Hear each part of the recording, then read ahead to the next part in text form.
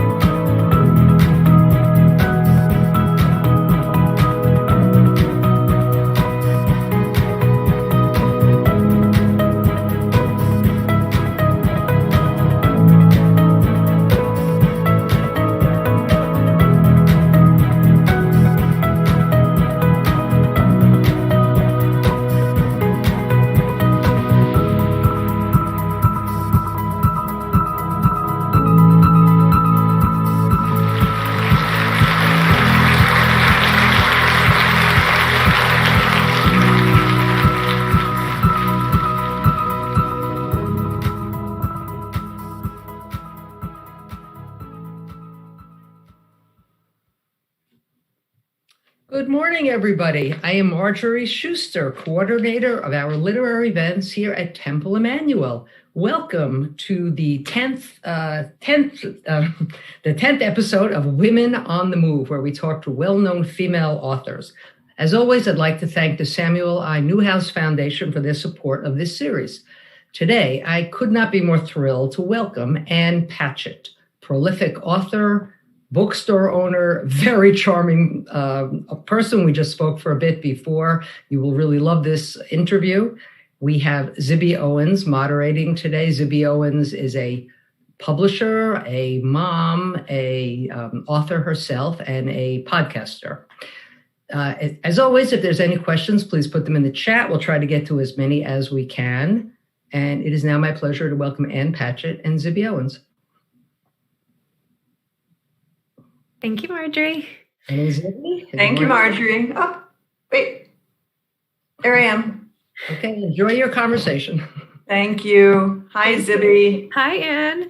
Delighted to be chatting with you today. This is so fun. I'm so glad this all worked out. Thank you. Me too. And I'm particularly excited to discuss these precious days, where you tell us everything from the inspiration for this beautiful painting to your innermost secrets, perhaps, the backstory of becoming an author, and you give us examples of your abundance of caring for other people in the way that you nurture someone through illness. I mean, it's really amazing. So I don't know, bravo to you for this book. Thank you. Thank you. I appreciate it. It's so interesting when people say, oh, it's your innermost secrets. And I think, yeah, it probably is, but I don't really have innermost secrets, or my innermost secrets are pretty tame. So it doesn't seem like a big stretch. Of course, I've spoken to other authors on my podcast, Moms Don't Have Time to Read Books, who say that, in fact, their memoir is absolutely innermost secrets, and that the essays they write do not contain them. It's a very carefully curated extraction of the things that they want to share. Is that how you feel? Yeah. I mean, I think that everybody understands the lines, what you can talk about and what you can't talk about. So people ask me a lot, is this okay with your husband? Is it okay with your family, your friends that you're saying these things? And I think, oh yeah, because one, everybody reads anything that I write well before I publish it. I ask in advance, is this all right? And then after I write it, I give them a copy and we talk about it. So everything is cleared, everything's up front. But the secret is you only tell a fraction of what you know, so that when the person is reading it, what they are thinking is, oh, I'm so incredibly grateful that she didn't tell that story, that she picked this little mild version of it. And it's not anything that I really set out to do, but instinctually, I know where the lines are. Interesting.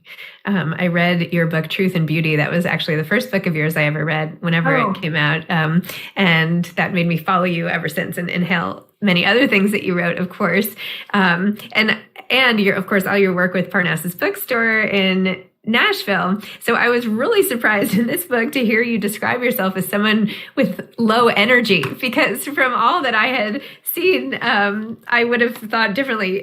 You said in here in the book, sometimes I think about people in terms of units of energy. Andre Previn must have come into this world with 1,000 times more energy than I did, or else he must have marshaled his resources much more effectively. I have just enough energy to write, keep up with the house, be a decent friend, a decent daughter and sister and wife. And you talk about this in your discussion of not having children. You said part of not wanting children has always been the certainty that I didn't have the energy for it. And so I had to make a choice, the choice between children and writing. So talk to me about this lack of energy. I don't know. I don't buy it. It really is true. I mean, I don't mean physically, like I'm a perfectly perky person. But when I look at my friends who have accomplished so much and they have children, my best friend here in Nashville is a woman named Judy Lewis, who's a biomedical engineer who has 3 sons, and she patents brain surgery techniques for a living. Okay. And does more good in the community than anyone I know. And so I do always look at myself up against other people. And I think I write books, or I do a good bit of writing. I co-own a bookstore. That's really nice. But then when you factor in children or a 9-to-5 job or an 8-to-7 job, which I don't have. I mean, I don't take a salary at the bookstore. I'm there a lot, but I'm not on the schedule. I don't have to stand behind the cash register. I look at what other people accomplish and I feel like I've come up short. But I also will tell you, and this is something that just always makes me feel so much better. Yo-Yo Ma is a friend of mine. Now, that doesn't put me in a small category because Yo-Yo is a friend of everyone that Yo-Yo meets. But we were having breakfast one day a couple of years ago. He was doing a concert in Nashville, and then he always wants to go out afterwards because Yo-Yo can stay up and party until 2:00 in the morning, which I cannot. So I said, I won't go out with him. I did that once. It's like, I won't go out at night. It's too much for me. But he said, come to the hotel and we'll have breakfast. And he said to me, I am the laziest person I know. Yo-Yo Ma, who just is on the road 300 nights a year. And he's not just playing better than anyone else, but bringing peace to the planet. He's involved in more real and important peace initiatives than anyone I can imagine thinks of himself as the laziest person that he knows. So I wonder if that isn't the answer, that once you start doing a lot of things, your field of vision opens up and you just know how much more you should be doing. And you know how you're coming up short. That's what it is. I mean, I guess if we measure ourselves against everybody else all the time, like there'll always be people. Don't we, Zibby? Don't we? All the time. I mean, isn't that the problem? Shall we just talk about that for an hour? We could. I wrote my senior thesis on this about like social comparison theory and how it applies to eating. Because like people just continually compare themselves to everybody else. And I was trying to prove that, well, anyway, this is so off topic, but I was trying to prove that people with more depression and eating disorders had a higher likelihood of comparing what they ate. Cause like I was always comparing I was always looking on everybody's plate all the time. I mean, I still am. Like, what did you eat? Anyway. That is so interesting, because the only time in my life that I ever had a problem with food, because I come from a family that isn't interested in food. We don't mourn with food. We don't celebrate with food. We're just not really food people. But when I was in college, when I was eating with groups of people 3 meals a day, and then suddenly I was like, what are you eating? Yes. I think I want to eat that too. Yeah, that's not good. That's really hard. But an incredibly interesting thing to study and think about. That's interesting too, because of all of how you talked about your mother being so beautiful. And I also think that's like a whole category of people / memoirs. Women who grew up thinking their mother was so much more beautiful than they are, right? It's like a thing, right. And how people are still saying that, or until recently, that you looked like your mother, you were sisters, or, and then you had that funny line about hold on, let me find it. The man who said you were doing something wrong. Oh, that's right. Yeah. You said the man handed us back our driver's licenses and looked at me. What are you doing wrong? I laughed. You're supposed to ask her what she's doing right. Yeah. And he said, no, I know what I said. What are you doing wrong? My sister and I talk about this all the time. My sister and I are perfectly decent looking, regular looking humans, but our parents are really spectacular. We just had parents like movie stars. And it is the case, and it is still the case. My mother is 84, and people are still stopping her in the grocery store saying, sorry, you're the most beautiful woman I've ever seen in my life. I mean, it doesn't change. My sister and I used to sit around and say, what's going to happen when mom isn't the most beautiful woman in the room anymore? Like, is this going to just devastate her? I still don't know, because she still is the most beautiful woman in the room. Wow. Yeah. Amazing. But it's great. I mean, that was actually really good for writing in a very funny way, because I looked at my mother and I thought, forget it. I'm not going to compete. That is a contest I'll never win. So I grew up as somebody who, unlike my mother, who gets up every morning and spends 45 minutes putting her face on and picking out her clothes and looking amazing if she's going nowhere, I'm somebody who's never dyed my hair. I never wear makeup. It's hysterical that I have worn more makeup during the pandemic, because I do feel that it is important to put some eye makeup on before you get on Zoom. And then as soon as this is over, I will run upstairs and wash my face. Although if I've got glasses on, what difference does it make? My mother wears contacts. She's like, why are you wearing glasses? Because I can't see and I don't want to stick my finger in my eye. Your eyes look great. You did a great job with the makeup. If you take all of that, if you just take away beauty, as a woman, it really opens up a lot of time in the day.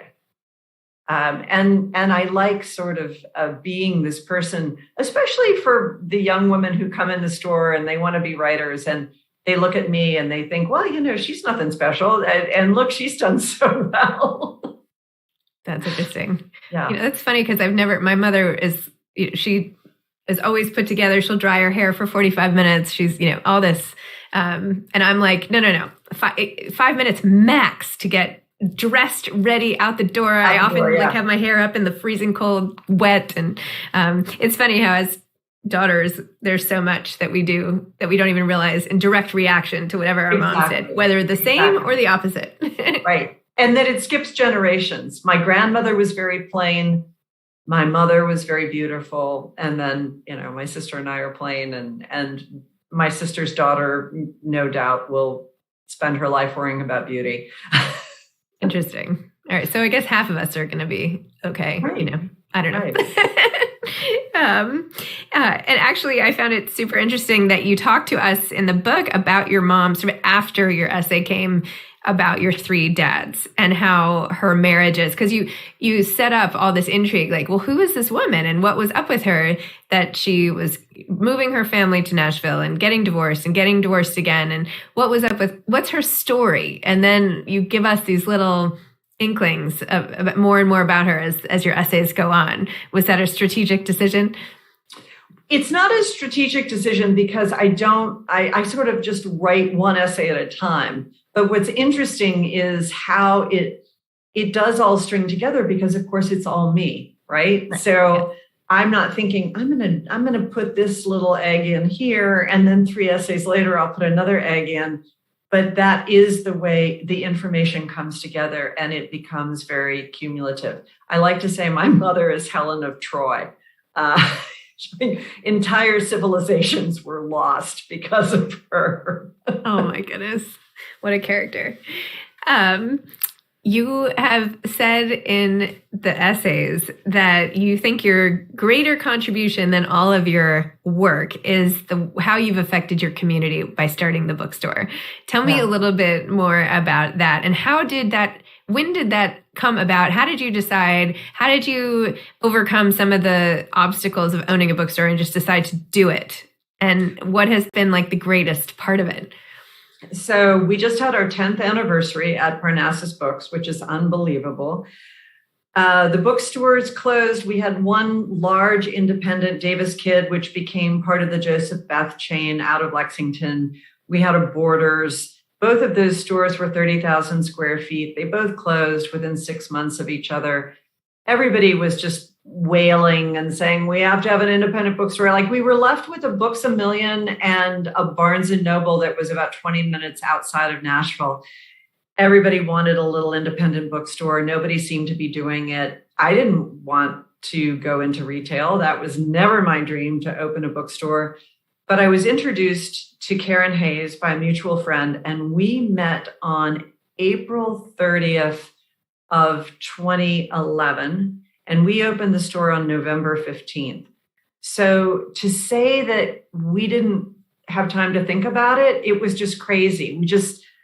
We just had lunch and we were like, okay, let's go for it. And I said, let's partner. I'll pay for everything and you do all the work. And Karen is our in-store manager. She's the owner manager. She, like I always say, Karen and I make a decision to hire Karen to run the store. And that's the way it works. It couldn't possibly work without her. She's just great. She runs a tight ship. And the thing, there's so many great things about it, but I never thought about it. I just was like, oh, this has to be done. Somebody has to do it. I guess I have to do it. I love the staff. It is like the bar at Cheers. It is the place that I can go, that everybody goes, where everybody knows your name and everybody's happy to see you. And we all love the same things. We're always talking about what books that we like. Oh, I love this little question that's just popped up. It says, is the bookstore able to make a profit? Yes, it is. Yes, we're doing fine. People who own independent bookstores never want to admit that they're okay. It's a very Eeyore group. It's like an entire collection of Eeyores getting together because they're so afraid to say that everything's fine, but everything's fine. And our bookstore is 5,000 square feet. So we had 60,000 square feet of profitable bookselling retail space in Nashville. It went away. It was replaced by 5,000 square feet. And Nashville has gotten so much bigger in the last 10 years. And we're it, you know. There are some great used bookstores. There's a little tiny new bookstore on the other side of town. But we are this great independent bookstore. So I love our staff. I love having my friends in one place. And I love being able to recommend books to people. All my life, I have forced my friends and my family to read the books I love. And I'm sure you know this better than anyone, but I always say the contract between a reader and a book is not complete until you can take that book that you love and say to someone, oh my gosh, you know, this is the book for you. I finished reading Kate Bowler's new book. Have you I loved that book. Yes. Oh my gosh. I recommend that a lot.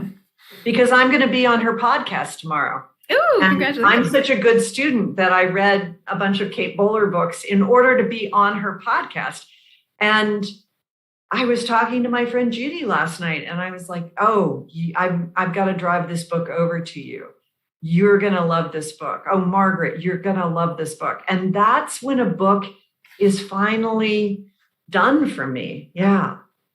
I underlined when you said that exact thing because I feel the same way. I think that's why I recommend books like night and day, right? It's like there's something about it that's just so captivating. Yes. I was trying to find the exact line. Anyway, it's here somewhere. Kate Bowler, No Cure for Being Human is the name of that book. But I think that when I was young and I originally got into teaching because I thought, teaching is the best way to spread the joy of literature and the love of books, to which I now think, well, yes and no. Because, like I was teaching a survey to literature class in Iowa. Basically, if you were an English major, you automatically placed out of my class. So I'm forcing people to read books they don't want to read. It's so amazing to have a bookstore where people come in, not just from Nashville, but from all over the country and sometimes all over the world, to say, hey, Anne, what do you want me to read? What do you think I should read? There is nothing in the world that lights me up more than that.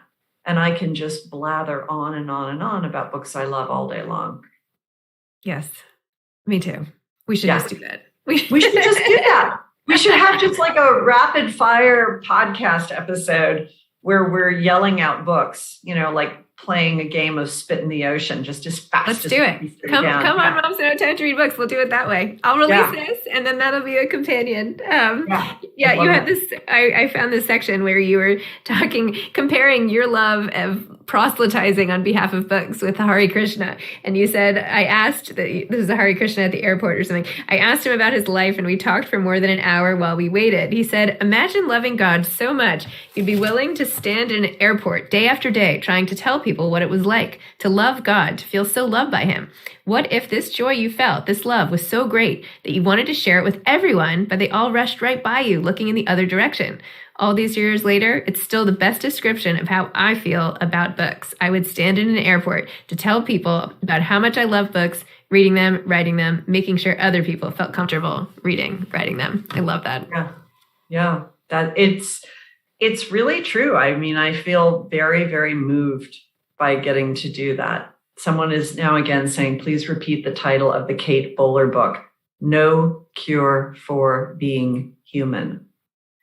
You can listen to my podcast with Kate Bowler if you want to hear even more from her perspective about it. I'll put the link in the chat later. Oh, please do. I would love to hear that. That's great. Yeah, she was great. She was really amazing.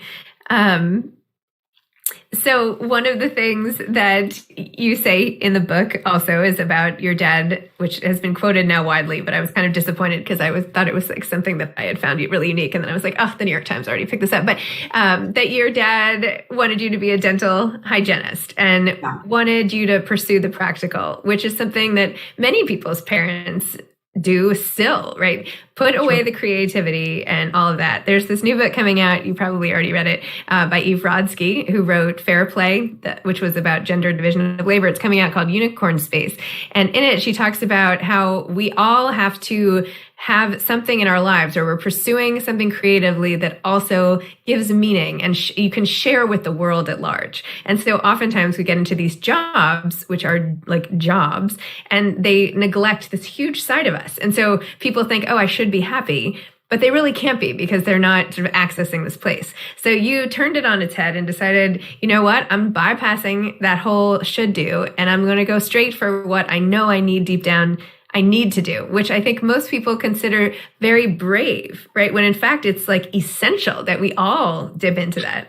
What do you think? But in fact, it's also really stupid. And I have thought so much about this when I've been doing interviews, because a lot of people have brought that up. Oh, your dad wanted you to be a dental hygienist. And it's like a laugh line. And the more I talk about it and think about it, my dad came from such a poor family. His parents came over, his mom was Irish, his father was English. They came during the Depression to California to look for jobs. Like, if you can think of anything sadder than that, they were like Okies, but from another country. They had 7 kids. My dad was the first kid to be born in this country. My grandfather was a machinist at Columbia Pictures, and he lost his job during a strike. And after that, he was the janitor at the LA Times. And my grandmother worked in the lunchroom at the LA Times. And my father worked in a liquor store until he finally got a job as a police officer. They weren't safe. They were poor. And my father wanted me to be safe. And I have to say, when I meet a kid who says, oh, I'm going to be a writer, or I'm going to be a movie star, or I'm going to be a ballerina, and there is part of me that's like, I want you to be safe, because I know what the odds are on this. Even if you're the best, it is so hard to make it in this career. And what it takes is so much more than talent. It takes the ability to just get kicked and get up, and get kicked and get up, and to realize that no one cares, and you're going to have to do it because you love it and you want to do it. We have a young woman who works at the bookstore, Lindsay, and Lindsay came to us out of college. She tried to go to graduate school. She wanted to get an MFA. She applied to a ton of schools. She didn't get in. The next year, she and I worked on her stories all year. She worked so hard. She applied to all these schools. She got into one school. She went away. She wrote a novel. She sent it to all of these agents. No agent would take her on. She rewrote the novel so many times. She ended up coming back to Parnassus, back to work for us, which has got to really be hard, right? To have all these dreams, make this full circle back to your job out of college. She got an agent. She got one agent. She just sold her book to Doubleday. Oh. And I could cry when I think about it. And I said to her, all the people that knew you along the way are going to say, oh, Lindsay, she wrote her first novel and sold it to Doubleday. And they're never going to know how many times you got kicked and nobody cared, but you cared. You pulled yourself up. You listened to what people said. You did the revisions. When that didn't work, you listened again. You did the revisions. And I'll tell you, those are the people that make it. Those are the people. And when I say that thing about approval, that you just need to give up on approval. And that's what Lindsay did, because all these places, all the schools and the agents and the publishers that rejected her, you're looking for approval. And they're saying, no, I don't approve of you. I don't like your work. I don't believe in what you're doing. No, not interested. And then she says to herself, but I'm still interested. And not because I want to be a writer, but because I am a writer and I'm going to keep writing. I'm going to keep doing and being who I am. How terrifying would it be to have a child who was doing that? How painful would it be to see your child kicked again and again, and you can't help them? So yeah, you would want them to be a dental hygienist. You'd want them to be safe. Somebody just asked what the name of Lindsay's book is. I won't tell you because it's not coming out until next year, and it hasn't been announced yet. So I want to tell you because it's a really good title, but I'm not going to tell you.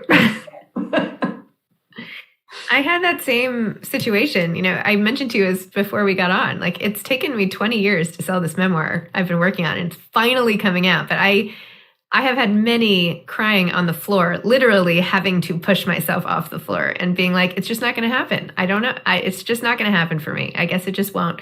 And then getting back to it, because what choice is there? This is what I do. So that's right. The world doesn't care if you publish your memoir. The world doesn't care if I ever publish another book. It really doesn't. People are like, oh, well, when's your next book coming out? And I always think, well, what about To Kill a Mockingbird? We got along just fine with one book. If anybody who's involved in literature, it's a privilege. It is a privilege. If you are writing books, it means that you have food and shelter. and you're okay. And if you're crying on the floor and I'm crying on the floor because it's painful and impossible and our feelings are hurt, no one cares. The only person who has to care is us, Yes. because it's our privilege to make this work. No, it's true. It's true. You're absolutely right. And I didn't mean to sound like all woe is me about it. No, but I mean, oh, woe is us. Many, many days. Woe is us. Woe is Lindsay. But so what? You just have to keep getting up. And actually, that was something that my father was really terrific at teaching, because my father was from that school. He was somebody who just got up and went to work. He was tough as nails. And if that was my inheritance, and not like, you are a beautiful flower, you are making art in the world, we applaud, your dad applauds your creativity. He was just like, get over yourself, get off the floor, get back to work. And that's what you need. Wow. It's true. Yeah. It's the combination.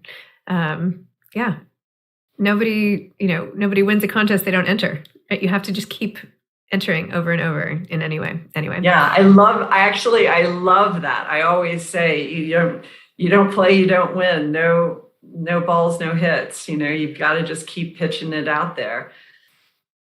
True. Sometimes easier said than done, but always. Well, now I want to ask you the question because I am curious if you're writing something else, but it's only because I think when there's such a good thing, you just want more of it, right? You want, you just want to know, what else can come out of this typewriter, this mind, or not the typewriter anymore, but that's going to entertain me, right? I think the question is actually, when people ask it, it's more of a selfish thing. When can I ingest your content? Not what are you up to?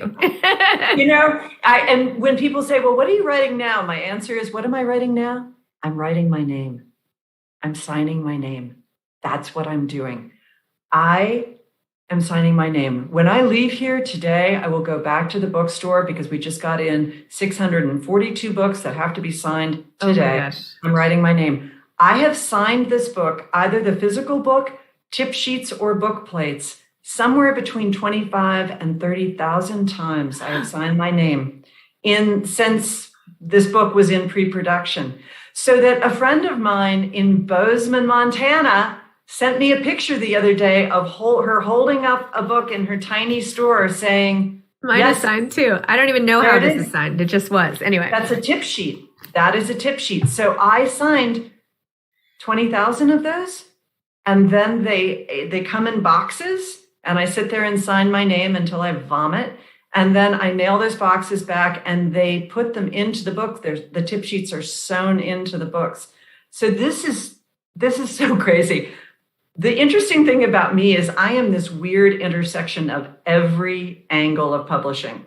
I'm a writer, I'm a bookseller, but I know everything about the business.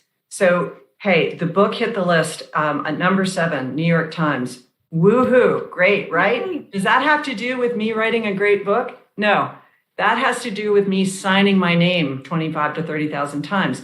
Because if you want to order a copy of Ann Patchett's new book, you own a little bookstore, you want to order a copy of the book, but you want one that's signed. You can't get it unless you order a carton of 12, right? So normally a little bookstore would order 2 copies of an Ann Patchett new book, but they want them signed. So they order a carton. And that, my friend, is how your book hits the list. Not because you've written something brilliant, but because you've signed them in advance, and the stores are willing to take a chance to get the signed copies, because people like to buy signed copies, especially around the holidays. Wow. Yeah. Oh my gosh. Dirty. It's really just not what you think, You have to. I started my own publishing company called Zibby Books. We have to talk. I need all of your tips. I need all of the secrets. That was amazing. Yeah. Oh my gosh. Well, you're obviously just super. I mean, that's the thing about the book industry right now, right? You have to also be a marketer. You have to always be thinking. Why do you think people like signed copies so much? What is it about that? What is it about signed copies? And yet I am, I fall for it. I bought a copy. I bought a signed tip-in copy of Sophia Loren's memoir several years ago. I don't know why, because I had this moment. I was like, Sophia Loren touched this book. It's not even that I'm some rabid Sophia Loren fan. I just thought, oh, that's really cool. There is something about it. It is wrong. It is absolutely wrong, because anything that's good or interesting about me, you've already got it. It's in the book. But there is that connection. Somebody just put that up. It gives us that feeling of connection. And it is really true. You just think, oh, this is a little bit special. And so however many times I might think, I'm not doing this anymore, the time comes and you're like, oh, okay, yeah, I'm going to do it. I'm going to do it. Yeah. A signed copy is part of you. No, but the better part of me is actually the book. My mother just wrote that, by the way. Ellen. Oh, that was my mom who said that. Good job. Very good daughter. Good mothering on your part. Okay, well, we have so many questions, so I don't want to monopolize your time. Let's go to some of these. Okay, Deborah asks, how do you determine whether you're going to next write a book of fiction, essays, or memoir? I'm a fiction writer, and so that's what I'm going to do. Unless something very specific happens in my life that makes me want to write nonfiction. I mean, I say this is my fourth book of nonfiction, although one of them was so tiny it doesn't even count. But they all came out of something very specific that was going on in my life. But I am looking forward to writing a novel next. I know what the novel is going to be about. And as soon as all of this is done, then I will go into the witness protection program and I will write a novel. Wait, I want to answer this question. Is that the painting of the Dutch house? Yes, behind me, that my friend Noah Soderstrom did. And it's spectacular. It's beautiful. Yeah. It is. It's amazing. Oh my gosh. Okay. Karen asks, have you gone back to pre-COVID life, speaking engagements in person or still only via Zoom? And will you ever write about these times with the pandemic? Well, you did write about them in here. I did, right. Yeah, these precious days. We call it these precious days for a reason. This is my what I did during the pandemic book. Will I go back to life in person? Not in the same way. And I think that for so many of us, we were on the hamster wheel. No matter what your life was, you're just running as fast as you can to keep up. And then the pandemic gave us a chance to stop and step back and think, okay, well, we're going to die, right? Maybe of the pandemic, but maybe not. But we're going to die of something. That everybody had to face their mortality during the pandemic and the mortality of the people that we love. And when you do that, then in my mind, what you see is how beautiful your life is and how precious the people that you love are and what you really want to do. So I don't think that I am going to get back on the wheel in the same way. I don't like sleeping in Marriott's a third of my life, which is what I've been doing my whole professional life. It's just crazy. So every now and then I'll do something in person, but also like what we're doing right now, I love the democracy of this. I love the fact that other people can tune in and see this. You don't have to be there. If you're sick, if you're at home, if you're whatever, you can watch this on Zoom and we can have these great conversations. So there's a lot of benefit to being in person and there's a lot of benefit to doing this. Very true. Because look at us and all these hundreds of people who would, I mean, where is everybody? I don't know. It's pretty cool. You can see our living rooms, Exactly. Yeah. There you go. Okay, Judith comments, this is from before. This is why I love and admire you. I had no idea how connected you are to the classical music musicians. I am a retired violin teacher. Okay.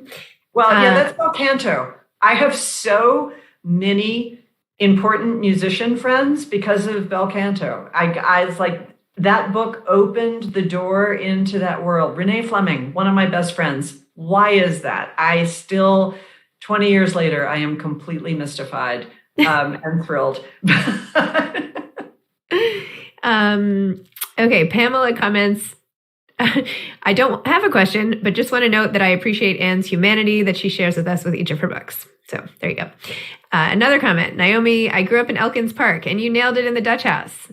Lois is asking, I grew up in Elkins Park and loved the Dutch House. Did you spend time there and when? Yeah. So when I was in college, I was from Nashville. I went to Sarah Lawrence, and Erica Buxbaum was my best friend, and she lived in Wyncote. And because it was too far to go home to Nashville, I would go to the Buxbaums for all vacations, holidays, weekends, long weekends. And the whole Jenkintown, Elkins Park, Cheltenham, that whole area, just an area I know really well. I became very close to Erica's parents and to her two sisters. And that was incredibly handy because then when I was writing the book, I could call them and say, where would Danny go to school? Where would, the basketball team would play what basketball team? And they gave me a lot of pointers, and then they all read the book before I published it to make sure everything was right. And there is actually no real Dutch house. I just made it up. Although the house that Roz Buxbaum still lives in on Washington Lane certainly is an inspiration, part of the story. Okay, next one. Okay. Lisa asks, do you find crafting nonfiction or fiction more challenging? One thing that struck me when I finished reading These Precious Days was that I wished parts of this book were fiction, if only so that you could change the ending. That's interesting. Oh man, that is heartbreaking. Me too. Fiction is so much harder for me. Fiction just kills me. And nonfiction is easier, and not for everybody. That's not like a universal. But when I write a novel, I have to figure out who the people are, what the story is, what the arc of the narrative is, who's telling the story, when does it start, when does it stop, what are the settings? Those are all things that I already know going into nonfiction. So if I start an essay, it's because something has happened that seems like an essay, and I think, oh, this really has the shape of an essay. So then I know when it starts, when it stops, who the people are, what the arc is, where it's set. So it's just like I save myself so much work doing nonfiction. Okay, next one. Did your mother ever tell, this is from Sue, did your mother ever tell you to wear makeup, fix your hair, etc., if that is something that's important to her? Yes, she did. But she gave up really, really early and was nice about it. Actually, I think that my father was more distressed by, everybody in my family is very distressed by my hair color, which we refer to in my family as dead mouse. I had beautiful blonde, bright blonde hair when I was young. And this is what happens when you when you don't keep up with your bright blonde hair. It turns into something that we call dead mouse. They just accept it. I know they do our best. They fought me on it when I was 14, 16, and then they pretty much just gave up. There was nothing to do. They started saying things like, you have nice skin. Oh my goodness. Okay. Patty says, interesting about the discussion is on appearance and food, two pressures women experience. Susan says, I don't see Patchett as plain. She's beautiful. Oh, thank you. Judy asks, Zippy, can't stop looking at the bookcases behind you with books organized by color. Are they actual books, or is this book-like decor? I've never seen a reader whose bookshelves look like this. These are real books. These are my books. I had COVID back in February and was in my bedroom across the way for almost 9 days. And when I got out, I stumbled into here, and they go all the way around. I took every book off every shelf, and I organized them by color, and it took me like 2 days, and I haven't touched it since. And how do you find your books? I mean, they look amazing, but how do you find them? I see things in color anyway. Like, that's how I find them everywhere. Like I'm like, oh, that color was yellow. That cover was yellow. So I have to like look around for the yellow cover. So that's just how my brain works.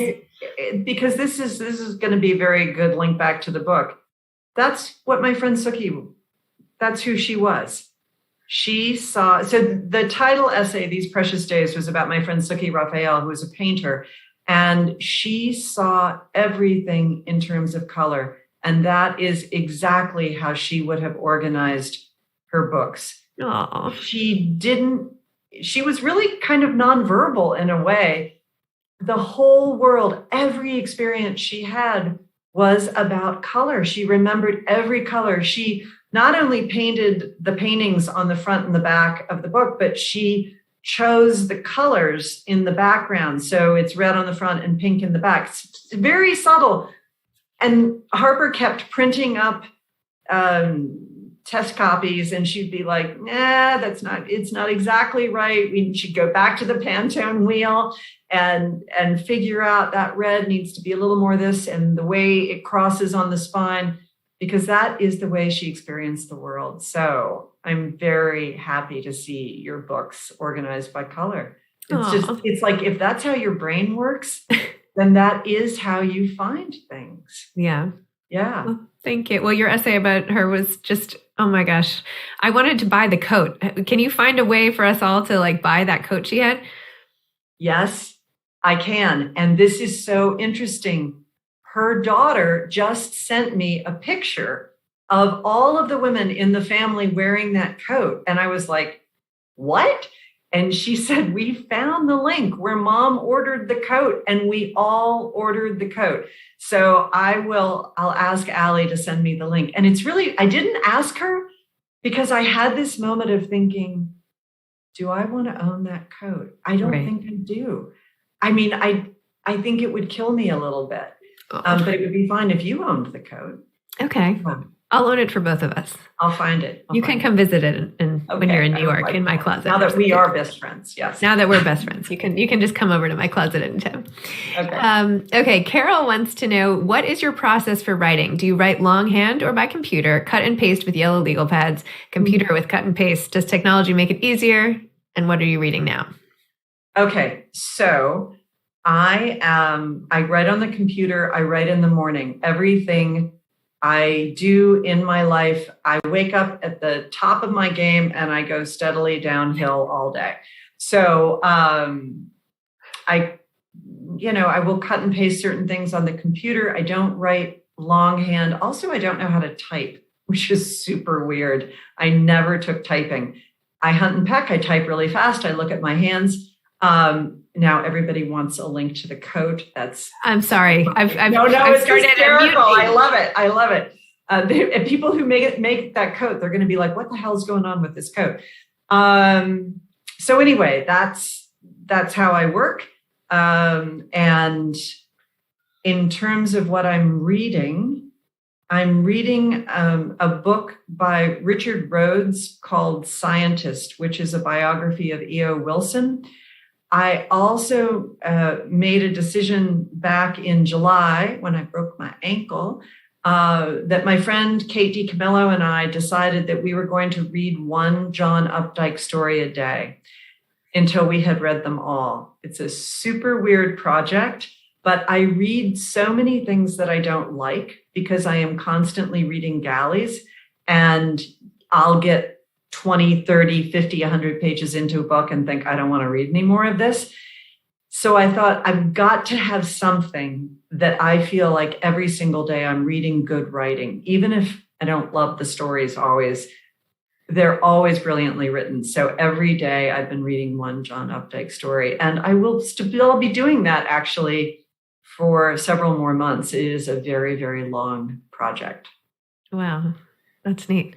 Let me just say, everybody read the Beatrice Prophecies by Kate DiCamillo. And you should also get Kate DiCamillo to come and talk to you, because she is our greatest living children's writer. And this new book, it's amazing to read a book and think people are going to be reading this for generations to come. Aww. It's an amazing book. That's so nice. You spoke so highly of her in the essays. Yeah, I'm going to read Mercy Watson in a whole new way now. Maybe you could also touch on in the book as like a throwaway line. You said, I don't have any drafts. I work and work and work on a sentence till it's perfect. And then I move on. Is that really how you do it? Yeah. Wow.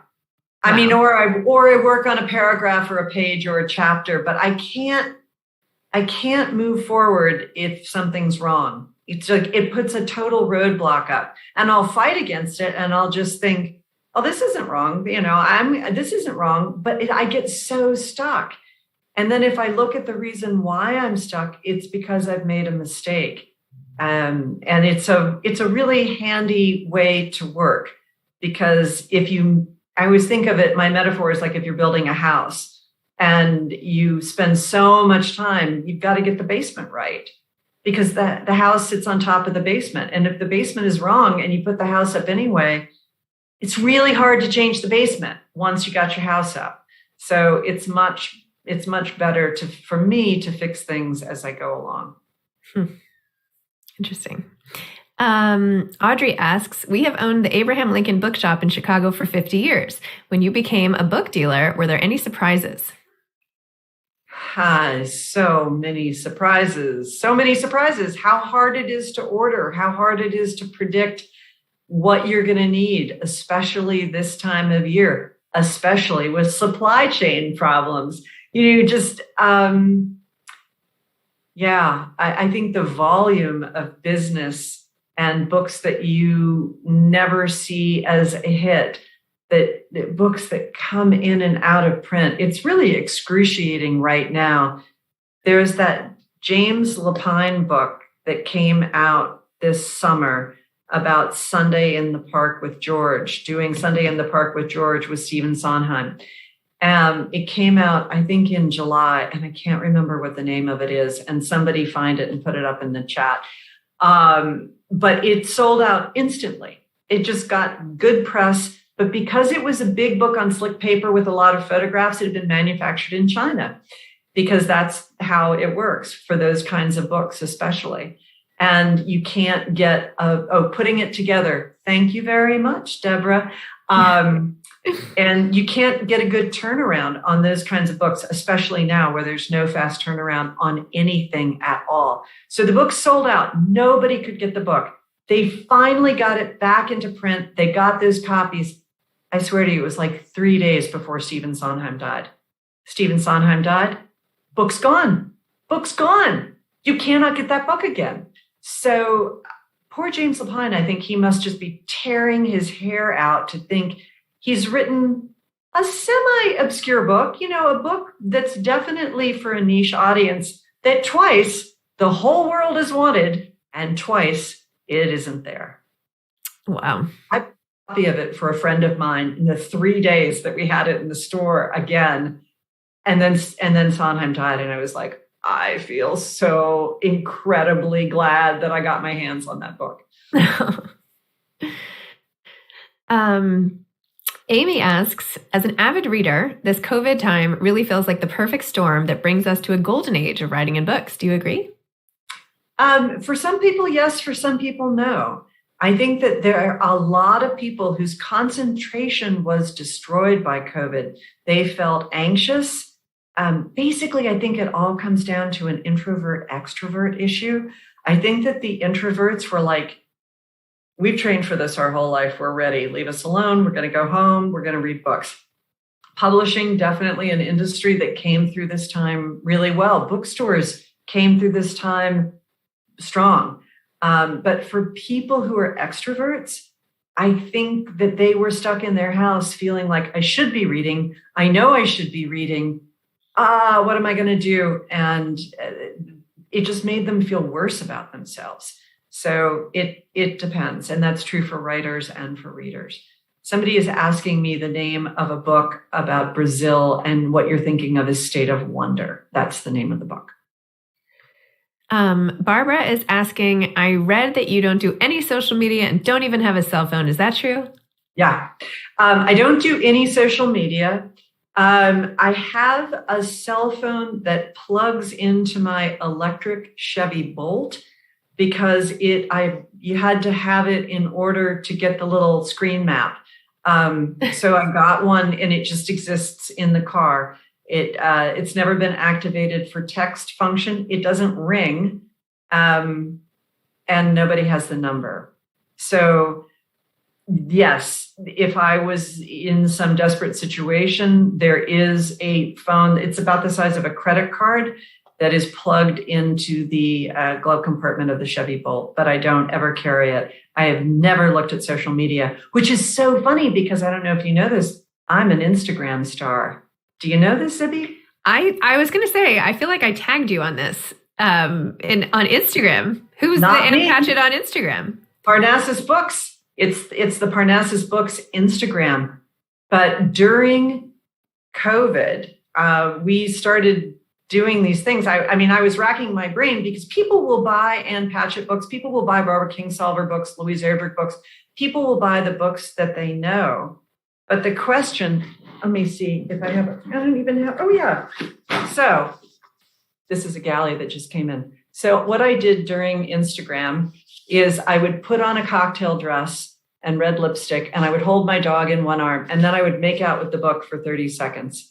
And I would say, this is The Last Affair, a book by John Searles. By the way, you can't get this. It's not coming out until next year, so don't even ask me about this book. I haven't read it. I have no idea if it's any good. But I would snuggle with the book. And then we found, okay, if Anne snuggles with the book, we sell that book. So then we started this thing called the Tuesday Laydown Diaries. All books are published on Tuesday in that same way that all horses must leave the gate at the same moment in the race. It has to do with sales in the Times list. So here we're closed. Nobody knows what the new books are that are coming out on Tuesday. We started this video where I hold up the new books and talk about them on Tuesdays. Became a very big thing. And now people come up to me in the grocery store and they say, I follow you on Instagram. It freaks me out because, of course, I have literally never seen Instagram. And I'm like, you follow me where? You follow me how? And a lot of people are buying my book now because they're like, well, I follow Anne on Instagram. I love seeing Anne and Sparky on Instagram. So I am the beneficiary of social media. I'm still, my dream in life, friends, if you want to fulfill my dream in life, I want a teenager to sob over one of my books on TikTok. This is my dream. My friend Madeline Miller, Emmy Miller, who wrote Song of Achilles and Circe, a group of teenagers started making TikTok videos in which they're sobbing, holding up her books about how hard they cried. Please, if you have a teenager at home, have them read one of my books. A lot of them are very sad, like Magician's Assistant, Bel Canto. Get a teenager to cry on TikTok over one of my books. Emmy, she's like on the top of the bestseller list for years, 10 years after her book came out because of TikTok.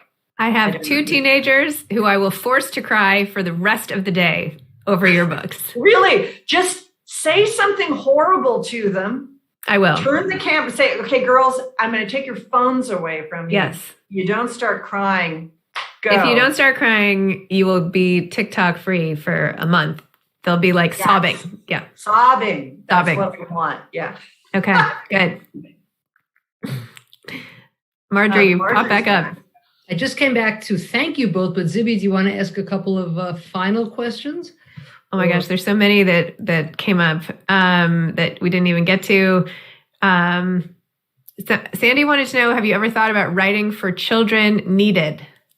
Oh, yeah. I have 2 published children's books, Landslide and Escapegoat, which I did because I am in love with Robin Price Glasser, who brought us Fancy Nancy. And we met at the bookstore when she was on Fancy Nancy tour. And I mean to tell you, it was like our eyes met across a crowded bookstore. she is my soulmate. And she said, would you ever write a children's book for me? And I was like, if it meant that I got to hang out with you, sure. And so, yes, we have 2 picture books out, and we have a new series that I've written that Robin is going to illustrate. And it's about the Verts, a brother and a sister called the Verts, Esty Vert and Ivan Vert. And it became out of the pandemic, if you have one kid who's an introvert and one kid who's an extrovert. And then it turns out that everyone I know is in a marriage in which there is one introvert and one extrovert. So, yeah. And if you want the behind the scenes of the children's books, read These Precious Days. Yeah, exactly. So there you go. Yeah. All right. Well, I want to thank you both. This was, we do this every week, and this was one of the most entertaining and interesting and informative. As I was sitting here behind the scenes, I've got a lot of texts and emails from our regulars, who everybody really, really enjoyed this. You're very real, and it was very lovely to hear you just speak. And we all feel like we're chatting with a friend. Right? Well, I have to say, I give Zibby all the credit for that. And as someone who interviews people constantly, interviews authors constantly, I know how much work it is. And it is really ungrateful work a lot of times. And I just appreciate Zibby so much, you putting in the time and the effort and playing badminton with me. And I do really, really want to be on your podcast, in which we do nothing but scream the titles of books at each other for an hour. That would be so much fun. I'm in. I'm totally in. And thank you. And this was no work at all. It was all a joy and a pleasure. So thanks for asking me, Marjorie. And I'm delighted anytime. Great. Well, thank you very much. And thank you, everybody, for being with us today. And next week is our final Women on the Move for this semester. And we have 2 fabulous authors, Lori Gelman and Jenna Blum. And that is really going to be fun as well. Thank you, everybody. Okay. Bye. Thank you.